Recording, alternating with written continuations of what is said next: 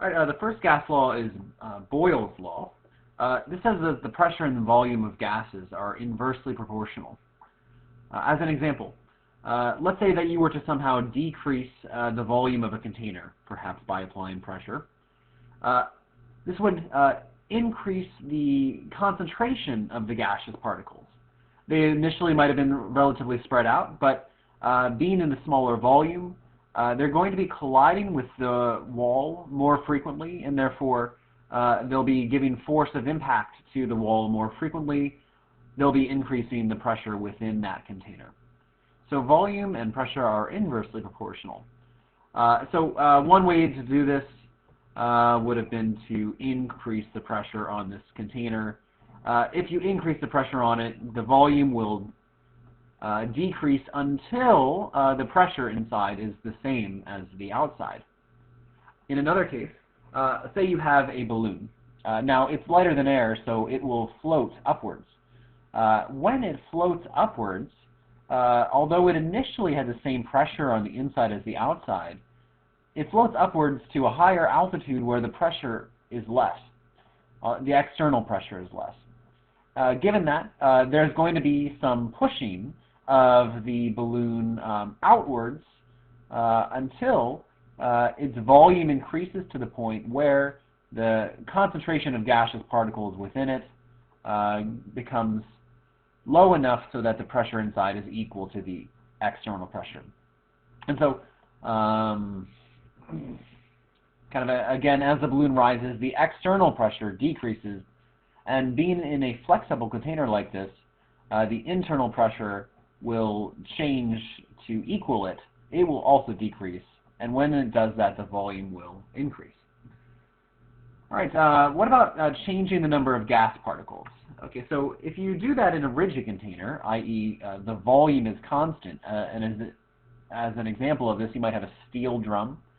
In a rigid container, if you increase the number of gas particles, you're going to have more collisions of those gas particles with the wall.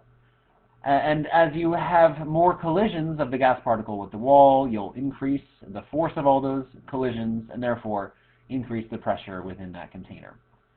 So, as an example, you have tires. Now, they're fairly filled already. Their volume doesn't change much. If you inject gas at a gas station from one of the nitrogen gas injectors, then you'll be increasing the pressure inside, aka the PSI, the pounds per square inch.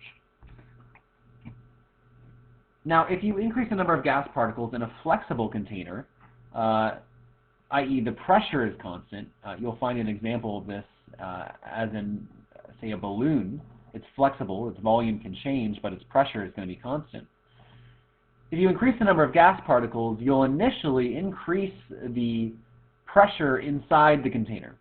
However, being that you are in a flexible container and the pressure must be constant, that pressure inside will have to decrease until it's eventually the same as the external pressure again. And it can only do this by having an increase in volume. We saw an example of that up top. But drawing it out here again, inject a bunch of gas, this increases the pressure inside, until now there's a greater push out than in. The volume increases until eventually the volume is increased enough that the pressure inside is the same as the outside, reaching a point of equilibrium. Now, this follows Avogadro's law. Avogadro's law says that the number of gas particles and the volume of a container are directly proportional. Now, what about increasing or changing temperature? Well, temperature, which is best described in Kelvin when you're talking about gases, is directly proportional with the average kinetic energy of the particles. Now, the average kinetic energy, or the kinetic energy of a particle, is described as half times the mass of the particle times the velocity squared of that particle. So let's say that you are at a low temperature. You have a variety of different kinetic energies for your particles. Now, here you can see that at the lower part of the y-axis, we have a low number of particles which have a low kinetic energy. Also, a small number of particles have a high kinetic energy, but most particles have a medium amount of kinetic energy. Particles have a variety of different kinetic energies because they're frequently colliding and transferring kinetic energy to each other randomly. Now, if you're at a low temperature overall, your average kinetic energy is about right here, and you see it's fairly low. However, at a higher temperature, your average kinetic energy is some bit higher, and so you can see that those are directly proportional. So you see, by increasing the temperature of a container and a gas within it, you'll be increasing the average kinetic energy of your particles. And being that kinetic energy is equal to half times the mass times the velocity squared, you'll also be increasing the velocity of your particles, the average velocity of them. So if you're in a rigid container, such as a steel drum, your volume is constant. So if you increase the temperature within it, you'll be increasing the average kinetic energy of your particles, hence the velocity of your particles, hence the force of impact of your particles, and hence the pressure of the collisions of all your gas particles. So as an example, in one container at a low temperature, you have a small pressure, but if you increase in temperature, you'll have greater force of impact and hence a greater pressure inside. As an example, if you have a Coke can and you leave it in a hot car, eventually the can increase in temperature enough that the pressure builds up enough that the can will explode and have Coke spray all over your car. This follows Gay-Lussac's law, which says the temperature and pressure are directly proportional. If you have a flexible container, however, i.e. the pressure is constant, as an example, a balloon, if you increase the temperature, eventually you might increase the pressure, the internal pressure of that gas, but eventually it will have to equal the external pressure. It will increase its volume until its internal pressure equals the external pressure. As an example, take a hot air balloon. So initially it's not really inflated. The pressure inside the balloon is the same as the outside. But if you increase the temperature, then your particles are going to be colliding with the inside of the wall of that balloon more strongly. You'll increase the pressure inside. But in a flexible container, the pressure eventually has to equal the pressure on the outside. So the volume of the balloon will increase until the pressure on the inside is the same as the outside. And so this will, having an increase in volume, decrease the density of your gas, and hence your hot air balloon will be able to rise in the air.